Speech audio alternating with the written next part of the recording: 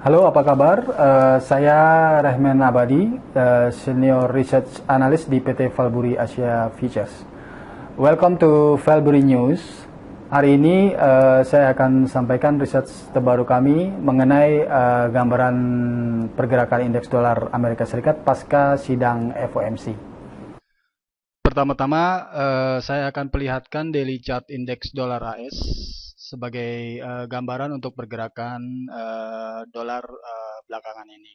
Dolar atau indeks dolar AS dalam hal ini bergerak dari level 100.390, ini adalah puncak rebound sementara 2015 ini, terkonsolidasi hingga areal 94.399.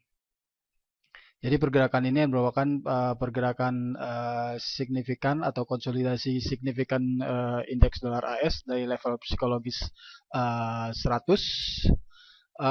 dipicu oleh pudarnya prospek kenaikan suku bunga Amerika Serikat lebih cepat.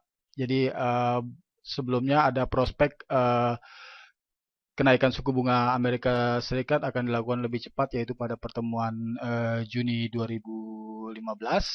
Tapi karena kinerja ekonomi Amerika yang relatif melemah di kuartal pertama 2015 menyebabkan prospek kenaikan suku bunga Amerika Serikat lebih cepat ini memudar. Sementara langkah konsolidasinya saat ini, ada beberapa hal yang mungkin perlu diperhatikan. Yang pertama adalah konsolidasi ini sudah menguji level atau menguji indikator SMA 100 yang berada di sekitar areal 94 atau sedikit di bawah 95. Tekanannya mencapai 94399 pada pekan lalu. Dan yang kedua, tekanan ini masuk dalam zona retracement. Jadi ini sudah menguji zona medium retracement dari kenaikan dia praktis sejak 2015 ini. Itu zona medium retracement atau 50% level retracementnya ada di level 95, sekitar areal 95, dan konsolidasinya pekan lalu sudah menguji areal tersebut. Nah, dengan kondisi pelemahan ekonomi Amerika kuartal pertama 2015 yang memudarkan prospek kenaikan suku bunga Amerika lebih cepat, dan juga dengan konsolidasi indeks dolar Amerika Serikat yang sudah mencapai zona penting di sini, yaitu medium retracement, dan juga menguji indikator SMA 100, ke depannya maka menarik untuk memperhatikan bagaimana kira-kira prospek gambaran gerak dolar atau indeks dolar Amerika tersebut ke depannya. Di sini juga sebagai tambahan indikator RSI ini sudah dalam zona jenuh, jadi sudah oversold kondisinya. Jadi ini mungkin bisa menjadi tambahan bahan untuk prospek gerak dolar berikutnya. Jadi pertanyaannya untuk saat ini adalah bagaimana gambaran gerak indeks dolar tersebut ke depannya. Dan kita akan membahas hal ini berikutnya. Berikutnya saya coba perlihatkan kondisi ekonomi Amerika Serikat, terutama PDB-nya atau GDP kuartal pertama 2015 yang merosot atau bertumbuh hanya 0,2%. Ini kemerosotan dari kuartal sebelumnya 2,2% di kuartal 4 2014, dan di kuartal 3 2014 5%. Ini adalah puncak rebound tertinggi dalam pertumbuhan ekonomi Amerika Serikat lebih dari satu dekade. Jadi pertumbuhan 5% ini terakhir dicapai sekitar tahun 2003 dan baru dicapai lagi di kuartal 3 2014 kemarin. Jadi yang akan diperlihatkan di sini adalah konsolidasi yang cukup signifikan untuk pertumbuhan ekonomi Amerika Serikat dari puncak 5% ke zona 0,2% di kuartal 1 2015. Selain itu, The Fed juga dalam sidangnya minggu lalu 28-29 April itu mengakui bahwa pertumbuhan ekonomi Amerika Serikat di awal tahun 2015 memang melemah. Berikutnya adalah statement atau pernyataan dari sidang moneter Bank Sentral Amerika Serikat atau FOMC meeting di minggu lalu. Di sini saya coba perbandingkan statementnya di minggu lalu 29 April dengan statement di pertemuan sebelumnya di 18 Maret. Yang menjadi titik penting di sini adalah mengenai penilaian ekonomi, di mana di pertemuan The Fed atau FOMC meeting minggu lalu itu disebut bahwa ekonomi Amerika mengalami pertumbuhan yang melamban selama musim dingin atau di bulan-bulan saat musim dingin. Sementara di pertemuan di Maret sebelumnya masih ditegaskan bahwa ekonomi Amerika bertumbuh dalam kapasitas yang moderate. Lalu di berikutnya juga ada perbedaan di mana sektor tenaga kerja di pertemuan FOMC minggu lalu dikatakan mengalami kenaikan atau mengalami peningkatan yang moderat, tapi di sebelumnya disebut di pertemuan 18 Maret 2015 disebut bahwa sektor tenaga kerja Amerika terus membaik. Jadi di sini ada penurunan penilaian ekonomi di statement The Fed dari pertemuan minggu lalu dan dibandingkan dengan pertemuan Maret lalu. Jadi ini adalah paragraf pertama dari statement FOMC yang menilai tentang ekonomi Amerika. Selain itu beberapa hal juga turut mengalami penurunan penilaian dari The Fed dalam sidangnya minggu lalu, seperti household spending dan sektor bisnis, dan juga ekspor yang diturunkan penilaiannya di pertemuan The Fed minggu lalu.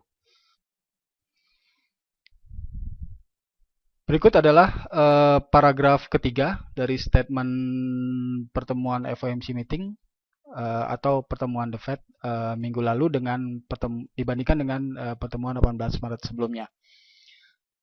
Di sini yang menjadi titik penting dari statement The Fed minggu lalu, di mana meskipun di paragraf pertama tadi menyatakan kinerja ekonomi melambat, mengakui kinerja ekonomi Amerika melambat di kuartal pertama 2015, tapi di paragraf ketiga di sini ada penekanan yang sama dengan pertemuan Maret sebelumnya, di mana dikatakan di statement di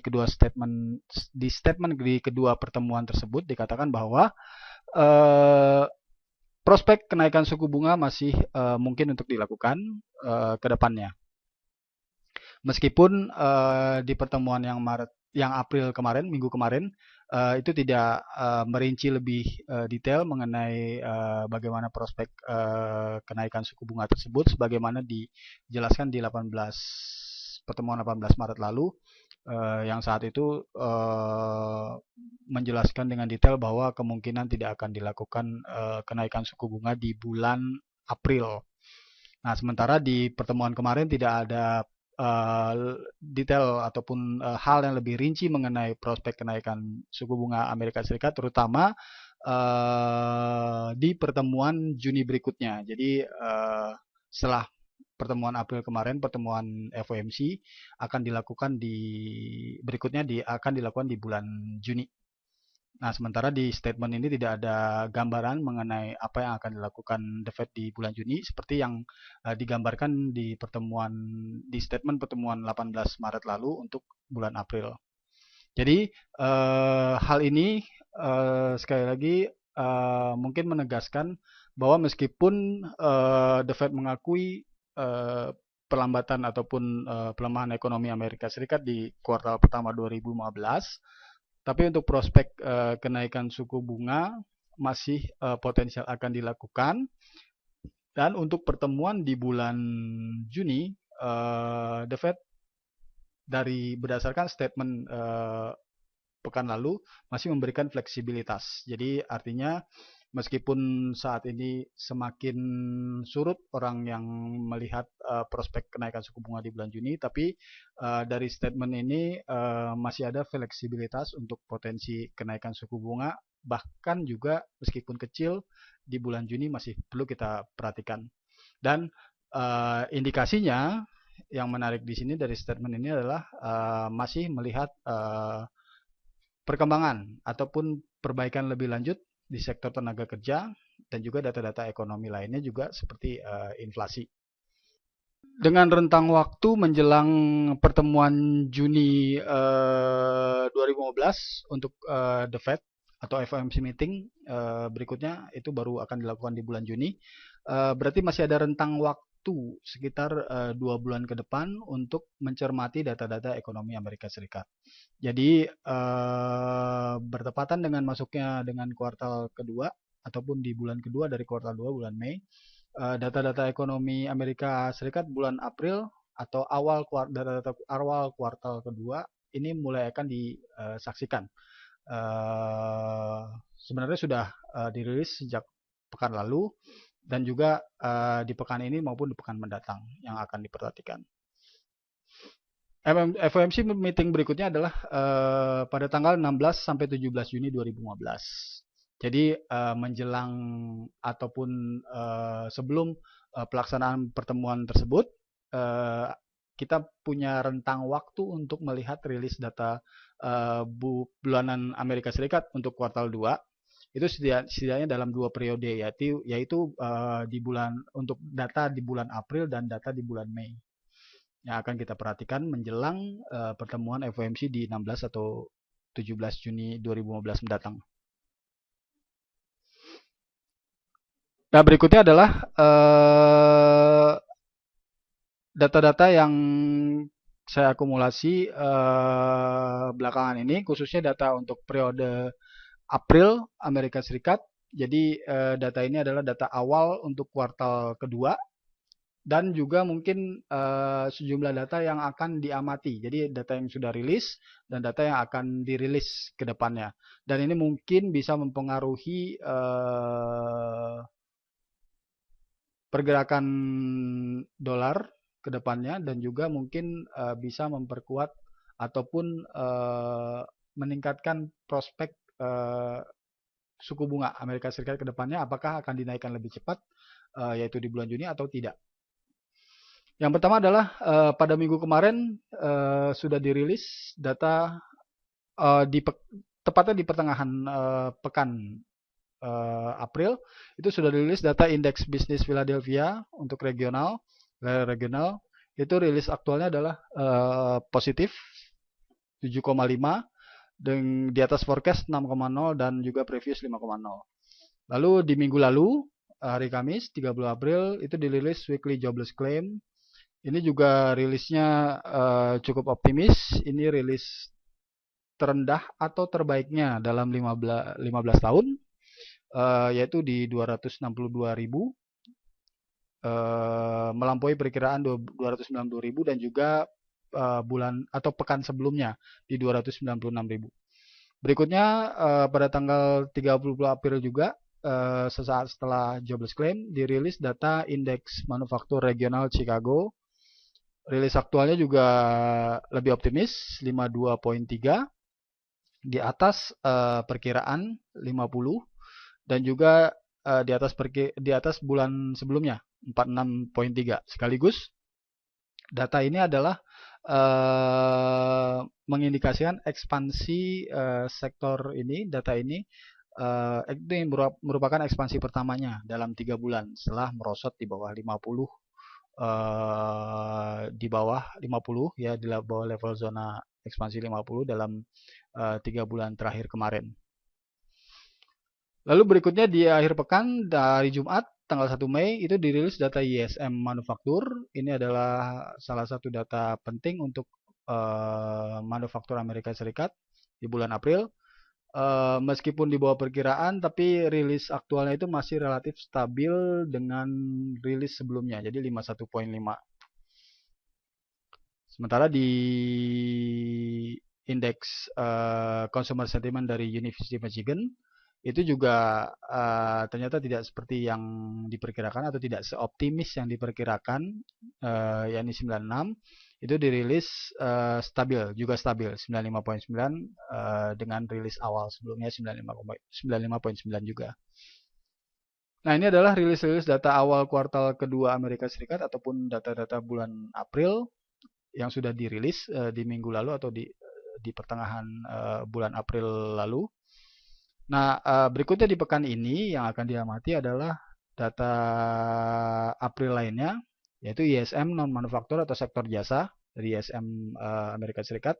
Itu pada tanggal 5 Mei atau hari Selasa besok. Perkiraannya masih stabil dengan periode atau bulan sebelumnya 56.5. Untuk kedepannya kita akan lihat apakah rilisnya ini bisa di atas perkiraan pasar atau tidak. Lalu berikutnya di minggu ini yang menjadi puncak adalah pada hari Jumat, yaitu rilis data tenaga kerja terdiri dari non-farm payrolls bulan April dan juga unemployment rate bulan April.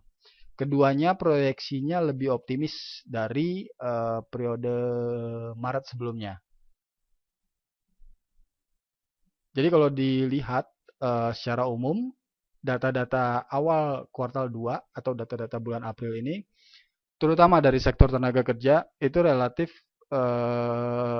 dirilis lebih optimis. Dan ini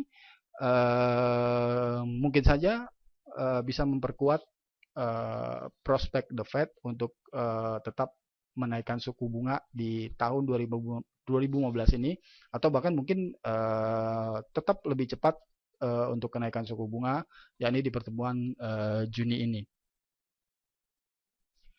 Dari hal-hal tersebut di atas atau sebelumnya yang sudah kita bahas, maka secara umum saya melihat untuk kinerja USD pekan ini atau indeks dolar AS pekan ini itu akan rentan fluktuatif di zona konsolidasinya saat ini. Jadi kalau kita perhatikan tadi di awal ada daily chart indeks dolar, di mana konsolidasinya di situ terlihat sudah menembus ataupun menguji zona support, yakni SMA 100, moving average 100, dan juga zona medium retracement. Yang berikutnya yang perlu diamati, yang bisa memicu fluktuasi indeks dolar dari konsolidasinya adalah data-data ekonomi Amerika Serikat yang tadi disebut, khususnya di pekan ini. Jika dibandingkan dengan data pekan lalu, itu menunjukkan indikasi yang relatif lebih optimis dari sebelumnya. Jika tadi kita sudah membahas faktor Amerika Serikat, dari dalam Amerika Serikat sendiri, yaitu meliputi data-data ekonomi yang bisa memperkuat prospek kenaikan suku bunga The Fed. Untuk berikutnya kita akan melihat faktor non Amerika Serikat. Yakni di sini saya menekankan mengenai uncertainty untuk non Amerika Serikat, karena kondisi-kondisi di luar Amerika Serikat saat ini sebenarnya tidak lebih baik dari kondisi Amerika Serikat itu sendiri. Jadi kalau kita terfokus dengan kinerja ekonomi Amerika Serikat di kuartal pertama yang melemah, sebenarnya di ekonomi non Amerika Serikat sendiri tidak lebih baik dari itu. Di sini yang perlu kita perhatikan dari kondisi-kondisi non Amerika Serikat adalah yang pertama kondisi Eropa. Kondisi Eropa saat ini masih diselimuti atau dibayangi oleh isu Brexit. Di sini di mana Yunani sedang menghadapi krisis, jadi tekanan apakah masih tetap akan ada di zona Eropa atau tidak. Dan ini mungkin kaitannya dengan Brexit, kita perlu perhatikan peristiwa-peristiwa yang akan terjadi ke depannya, yaitu ada Eurogroup meeting tanggal 11 Mei 2015 yang perlu kita perhatikan. Lalu jatuh tempo hutang Yunani ke IMF tanggal 12 Mei yang perlu kita perhatikan. Lalu kemudian tanggal 30 Juni, ya ini 30 Juni ini adalah batas akhir program bailout Yunani dari kreditur internasional termasuk Eropa, ECB dan IMF. Yang berikutnya adalah merosotnya ekonomi Cina untuk kondisi uncertainty global. Di sini kalau kita perhatikan ekonomi Cina beberapa waktu lalu data GDP-nya di kuartal pertama itu dirilis 7%. Ini adalah level kritis karena pemerintah Cina memasang target pertumbuhan 2015 untuk ekonomi Cina adalah di 7% juga. Jadi di kuartal pertama sudah langsung menuju ke 7% dan ini cukup mengkhawatirkan. Yang berikutnya adalah di hari ini sebelum video ini dibuat, data indeks manufaktur Cina dari HSBC itu dirilis di level terendah dalam setahun. Jadi ini rilis di bawah kontraksi, di bawah level 50, yakni di 48,9 dari rilis awalnya 49,2. Jadi ini mengindikasikan bahwa kondisi ekonomi Cina terutama dari manufaktur, karena mungkin sudah banyak tahu ekonomi Cina banyak ditopang oleh sektor manufakturnya, dan ini terus merosot sampai bulan April ini. Yang berikutnya adalah uncertainty global adalah pemilu Inggris 7 Mei pekan ini. Jadi di sini adalah concernnya hasil dari pemilu ini sulit akan mencapai pemenang mayoritas. Jadi di mana partai konservatif dan partai buruh saling susul menyusul untuk pollingnya. Jadi jika tidak diperoleh pemenang mayoritas dalam pemilu Inggris kali ini, kemungkinan pemerintahan akan berlangsung dalam koalisi dan ini sulit untuk mencapai kebijakan-kebijakan ekonomi atau politik yang pasti di Inggris. Yang berikutnya terakhir dari uncertainty global adalah sidang moneter Bank Sentral Australia tanggal 5 Mei. Karena belakangan ini beberapa hari ini muncul indikasi bahwa suku bunga Bank Sentral Australia akan diturunkan lagi dari level 2,25% ini ke level low yang lebih rendah lagi, rekor low-nya di 2%. Jadi pertemuan ini akan diselenggarakan Selasa 5 Mei besok. Dengan kondisi Amerika Serikat dan non Amerika Serikat yang dijelaskan tadi, ini akan memberikan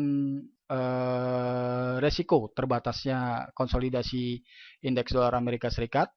Dan di sini kesempatan ini saya coba terapkan ke euro dolar karena euro dolar adalah komponen terbesar dari indeks dolar. Jadi di sini terjadi hampir hal yang sama tapi berkorelasi negatif, di mana rebound euro dolar saat ini temui zona resisten SMA 500 SMA 100. Kalau dolar tadi support SMA 100, di euro dolar SMA 100 jadi resisten.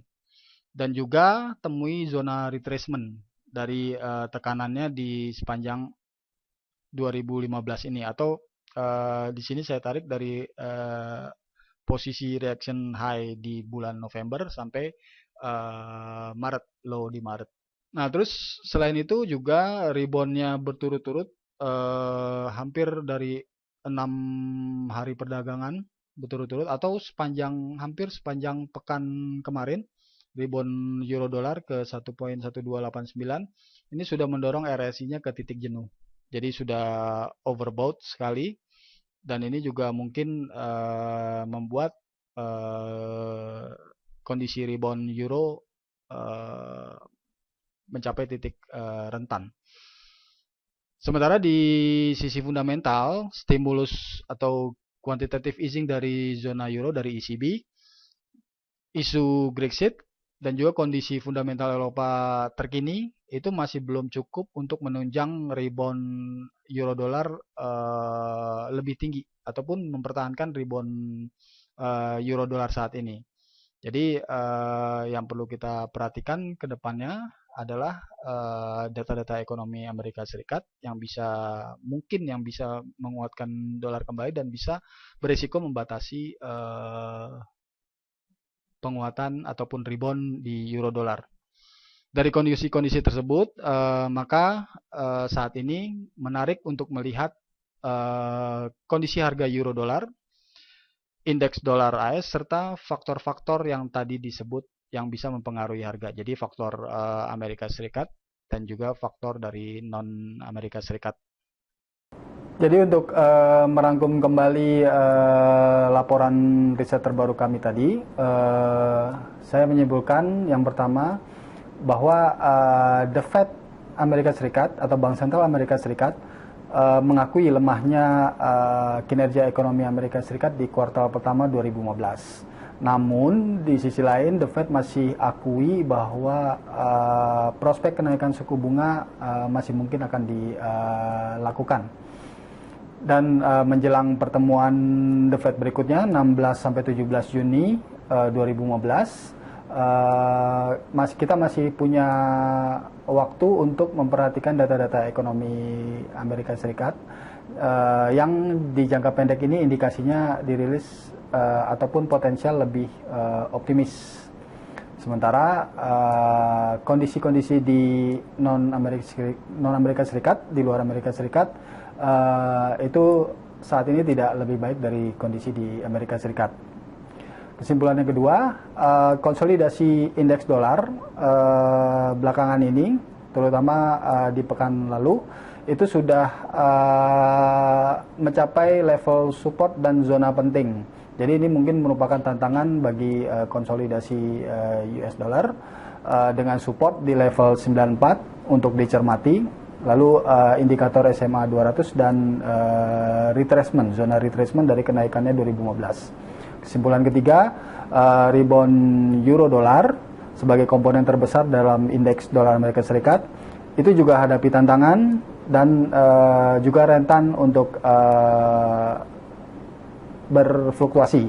Jadi kita menarik di sini untuk kita memperhatikan resisten 1.13 untuk euro ke depannya. Sekian dari saya saat ini. Sampai jumpa di Valbury News berikutnya.